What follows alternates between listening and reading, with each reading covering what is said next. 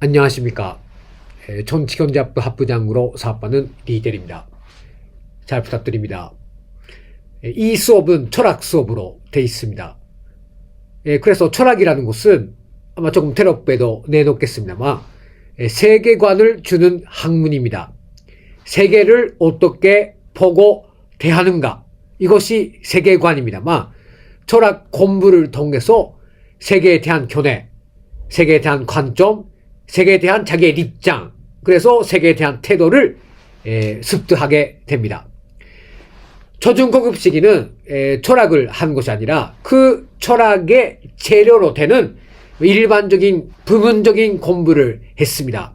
산수, 수학, 물리, 샘물, 그리고 영어도 크고도 다 개별 영역, 부분 영역의 공부입니다. 이러한 내용들을 다 사용하면서 이것을 재료로 하면서 우리가 살고 있는 이 세계가 무엇으로 이루어지고 있고 어떻게 변화 발전하는가, 이런 것을 원리, 법칙, 판본론을 연구하는 학문이 바로 철학입니다. 따라서 철학을 성인 학문이라고도 합니다. 어른에 대고 한다는 것이죠. 네? 그래서 대학에 오면 특히 전치경제학부는 그 철학이 전공으로 되고 있는 학부입니다. 그래서 철학을 공부하며 여러 사물 형상을 어떻게 원리적으로 보고 어떤 반문론에 기초해서 해결을 하겠는가 하는 것을 좀 알 수 있게 되고, 또 철학은 무엇입니까? 네? 그 자체를 공부하는 것이 아니라 철학을 통해서 세계를 보기 때문에 철학을 공부한다 보다 철학 그 자체를 실천한다, 이렇게 이야기하는 것이 옳다고 생각합니다. 그래서 그 화면으로이기 때문에 좀 원격으로 하고 있기 때문에 조금 잘 이 철학을 공부하는 뜨거움이라 할까, 그 약동감을 안기지 못할 수도 있습니다만 좀 짧은 동안으로 되겠습니다만 입학전까지 조금 철학에 대한 흥미를 가지고 좀 대학에 입학해 와줬으면 좋겠다고 생각합니다. 그래서 첫 번째 내용입니다만은 정의로운 사회, 어떤 사회가 사람들에게 있어서 가장 바람직하고 또 그 리산적인 사회인가 하는 것을 다 같이 토론할 수 있으면 좋겠다고 생각합니다. 지난 시기 철학에서도 그런 문제를 추구했고, 또 오늘 철학에서도 어떤 사회가 사람에게 있어서 가장 합리적이고 가장 리산적인 사회인가라는 것을 역시 문제 테마로 설정하고 있습니다. 왜냐하면 철학은 인간의 운명을 개척하는 학문이기 때문입니다. 사람에게 있어서 가장 중요한 문제가 자기의 운명 문제인데 자기의 운명의 주인으로 어떻게 하며 살 수 있는가, 그러자면 우리가 살고 있는 사회가 어떻게 돼야 되고 우리가 살고 있는 사회가 어떤 사회로 되면 리산적인가, 이런 것들을 역시 추구하자, 이렇게 되리라고 생각합니다. 그래서 오늘 수업의 테마는 정의로운 사회, 어떤 사회가 행복한 사회이고 정의로운 사회이며 공정한 사회인가 하는 것을 같이 생각할 수 있으면 좋겠다, 그렇게 생각을 합니다. 그러면例를 좀 들어봅시다. 어떤例인가고 하면 그렇습니다. 네. 만일입니다.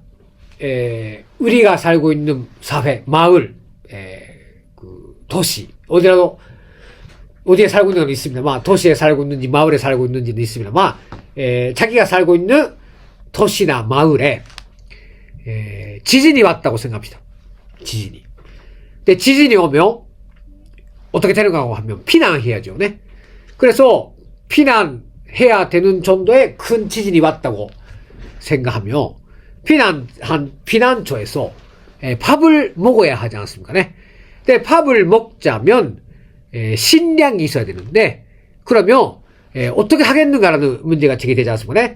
네? 동물들의 시조 혹은 손조였다면 어떻게 하겠습니까? 1.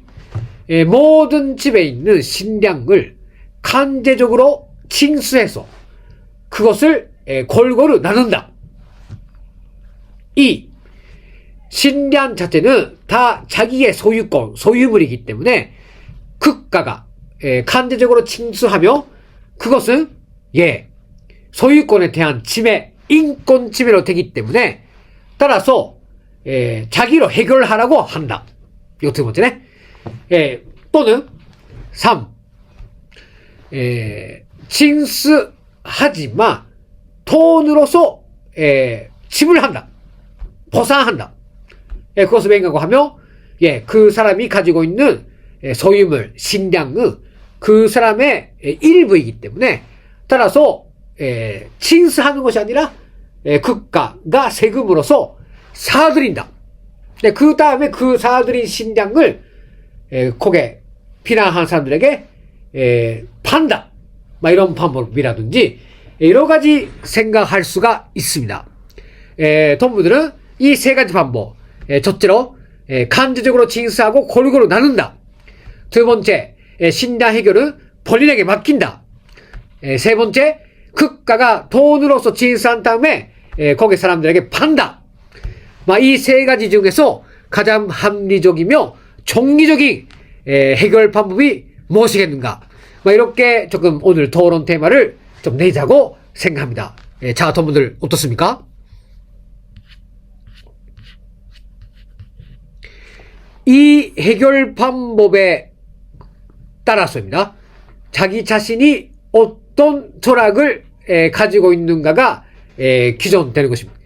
다시 말해서 첫 번째 선택지를 고른 동무는 이러한 철학적인 사고를 하고 있고, 두 번째 선택지를 고른 동무는 이러저러한 철학적인 가치관을 갖고 있고, 세 번째 선택한 동무도 바로 그러한 철학적인 사고 방식을 가지고 있다.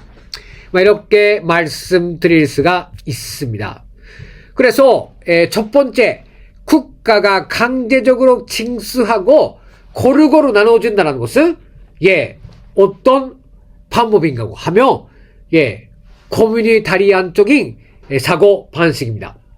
자, 어떤 뜻인가 한번 간단히 말씀드리며, 우리들은 자기 자신이 속한 공동체하고 깊은 연계, 깊은 관계를 가지고 있기 때문에 따라서 그 공동체를 위해서 자기에게 가지고 있는 그 소유권을 바치는 것, 소유물을 바치거나 자기의 재산을 바치는 것은 미덕이다.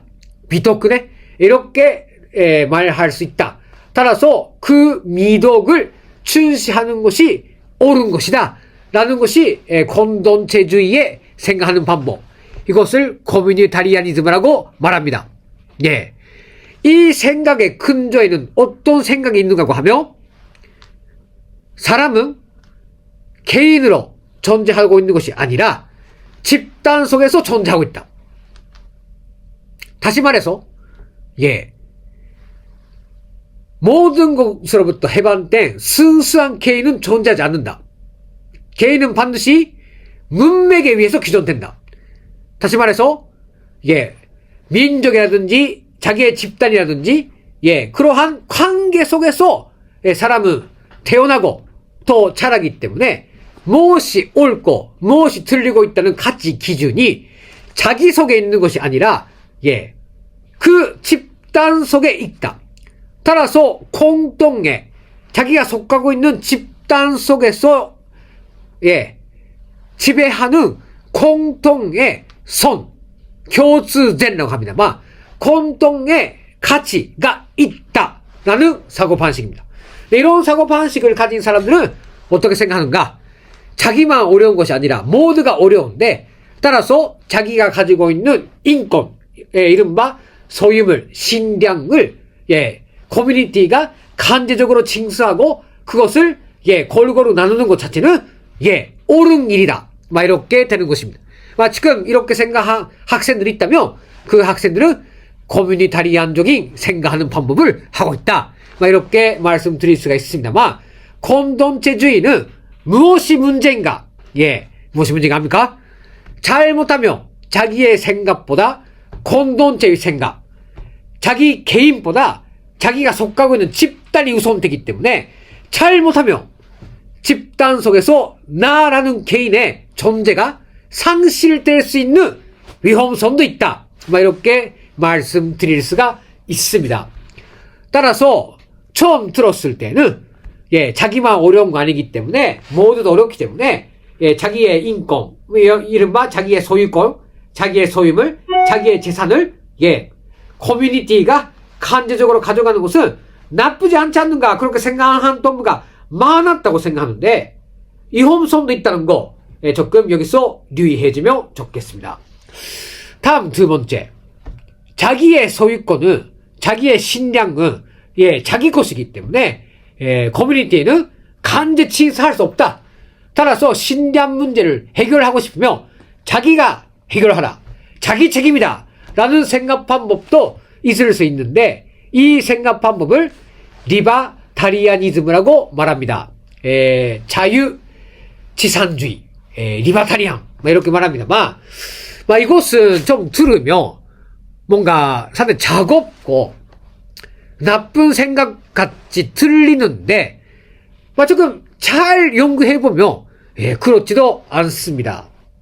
왜냐고 하면, 국가의 간섭이 더 엄중한 인권 침해를 가져올 수 있지 않는가라는 문제식입니다.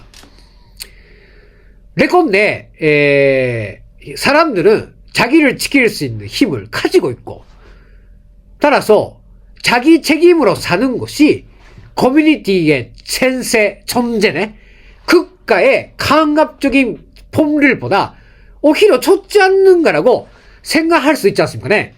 예컨대입니다. 코로나가 유행했을 때 코로나 규제를 하겠다고 해서 전방에 있지 않습니까? 영업을 중지하라고 했지 않습니까? 네? 어떻게 생각합니까?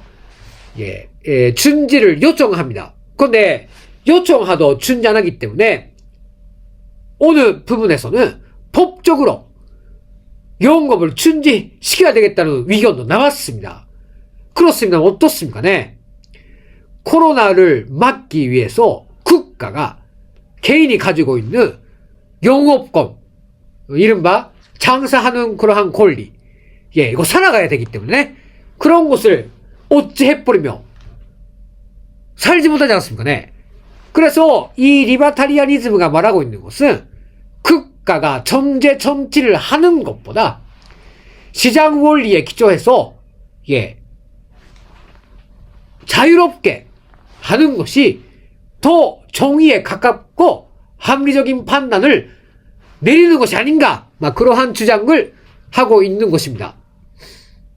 지난 시기, 이것은 너무한例이지만, 나치스의 히틀러라든지, 독재 정권이 개발 독재라는 미명하에 국가가 인권을 침해하면서 경제를 발전시켰던 그러한 과거의 역사도 있습니다. 예컨대 남조선의 박정희 같으며 표현의 자유를 비롯한 인권을 유리하고 조국 통일을 위해서 이바지하는 그러한 통일 투사들을 국가보안법으로 처벌하면서도 개발 독재를 하겠다고 해서 경제를 발전시킨 것만은 사실입니다. 자, 그러면 이것이 옳은가고 했을 때, 동무들 어떻게 생각합니까? 네? 따라서, 리바타리아니즘은 체포, 우리에게 중요한 문제를 시사하고 있습니다. 국가 권력이나 커뮤니티가 가치를 결정하는 것이 아니라 가치의 규정자, 주체는 바로 개인이지 않는가, 이렇게 말하고 있기 때문에, 그런 의미에서 리바타리안부터 우리가 배워야 되는 것이 있습니다. 문제는 무엇인가? 자기 책임, 지코責任이라는 것은 모두가 힘 있는 개인을 전제로 하고 있습니다. 힘이 있는 개인은 자기 책임으로 자기 문제를 해결할 수 있지만 힘이 없는 개인은 어떻게 되는가?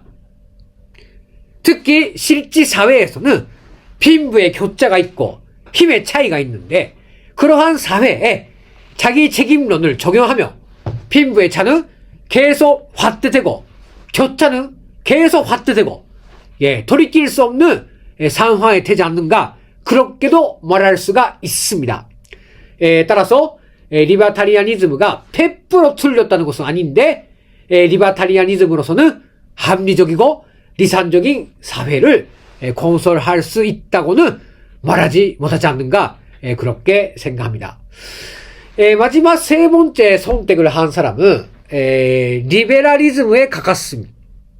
국가가 개인의 인권, 소유물 또 신량에 대해서 잘 보상을 해주고 그에 대해서 평등의 원리, 가치 원리, 시장 원리에 기초해서 정확히 판단은 그러한 아니기 때문에 리베라리즘이라고 합니다.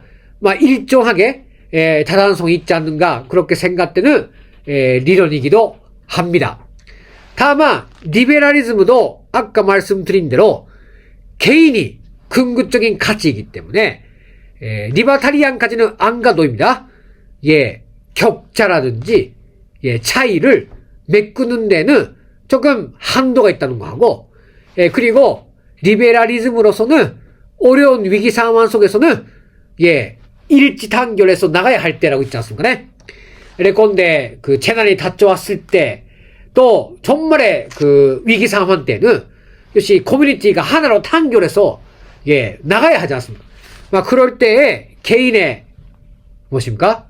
그 가치관을 우선하는 우려가 있는 철학이기 때문에 따라서 정말로 합리적인가 어떤가라는 것은 조금 퀘스천 위문이 붙게 됩니다. 이처럼 지금 말씀드린 내용만라도 조금 반대한 내용으로 될 수 있습니다만 이와 같이 같은 사물 형상을 놓고 봐도 그 해결책이 다릅니다. 그러면 왜 해결책이 다른가? 그것은 그 사물을 보는 철학이 사람마다 다르기 때문입니다. 그래서 오늘의 문제 제기는 사람마다 철학이 다른가입니다. 정말로. 변명이 있다면 변명 기준이 다른가?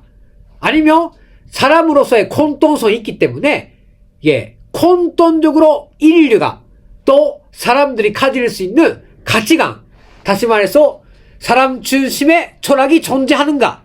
여기가 론점으로 드리라고 생각합니다. 아까 말씀드린 대로 근대 철학은 개인을 기본으로 생각했기 때문에 아무래도 철학적인 문제가 상대화되고 상대주의에 굴러떨어지게 되었습니다. 인간理想의 그 인간이라는 것이 천대만상이기 때문에 그런데 정말로 인간의 본성이 천대만상인가? 사람으로서의 공약수가 없는가? 사람은 자주성과 의식성을 가진 사회적 존재가 아닌가?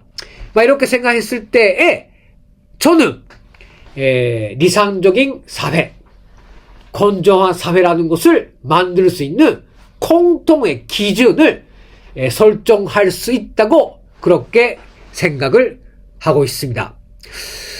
자, 그럼 일단 오늘은 이 정도로 하자고 생각합니다만 토론 테마는 지금 말했던 첫 번째 문제, 만일 자기의 지역, 자기의 지방, 자기의 마을, 자기의 도시에 지진이 왔을 때 다避難하는데 그避難처에 식량이 모자랄 때에 어떤 방법으로 식량을 조달하며 어떻게 해서 주민들의 식량 문제를 해결하겠는가 하는 것을 덤문 자신이 시장 또는 촌장이었다며 어떻게 해결하겠는가 하는 것을 조금 다음번에 같이 토론을 해보자고 생각합니다. 그래서 토론 방법입니다만은 일단 이것은 일반적으로 촬영한 것을 찍고 보내고 있기 때문에 조금 그 의견을 듣는 그 소스가 없습니다.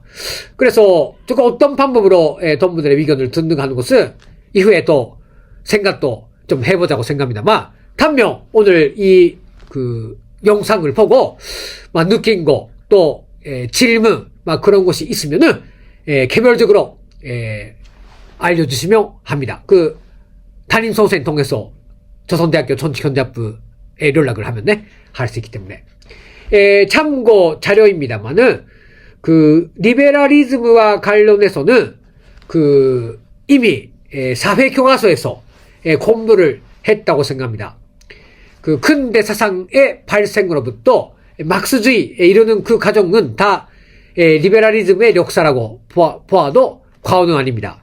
그 다음에 리버타리아니즘에 대해서는 이거 신자유주의하고 좀 결부되고 있어서 이것을 썼던 대표적인 인물이 있긴 있습니다. 노지크라든지 하이에크 같은 철학자들이 있습니다만 조금 초고생들이 실제 그 책을 읽기에는 어렵기 때문에 한 번 더 기회를 보고 노지크라든지 하이에크의 사상에 대해서는 좀 해설을 해드리자고 생각합니다. 다만 관심이 있는 동문은 리베타리아니즘에 관심이 있는 동문은 책방에 가고 하이에크, 노지크 비롯한 좀 철학자들의 책을 사보거나 또 그 해설서를 읽어보는 것도 나쁘지 않습니다. 찬류합니다. 마지막에 코미니타리아니즘은 이거 체포 최근 시기 류현된 이야기입니다. 그 대표적인 사람이 마이케ル 산데르라고 해가지고 NHK 학네츠 교실이라는 그러한 좀 방송이가 있었습니다. 아마 구글이든지 야후 아니고 뭐실까네 유튜브에 좀 검색하면 학네츠 교실이라고 하면 나옵니다. 그러면 마이케ル 산데르 선생이 강의하고 있는 하버드에서 나오기 때문에 관심 있는 분들은 한번 봐보면 좋고, 그 외에도 몇 명 커뮤니타리안의 워르츠라든지 마킨타이어든지 비롯해서 대표적인 인물들이 있습니다. 다만 커뮤니타리안 리베라리즘 론쟁이라는 것이 있기 때문에 오늘 이렇게 좀 강의를 했기 때문에 다음 시간에는 리베라리즘 커뮤니타리안니즘 론쟁에 대해서는 제가 좀 초고생 동문들용으로 간단하게 좀 해설 강의를 해드리자고 생각합니다. 자, 그러면 오늘은 이 정도로 마치겠습니다.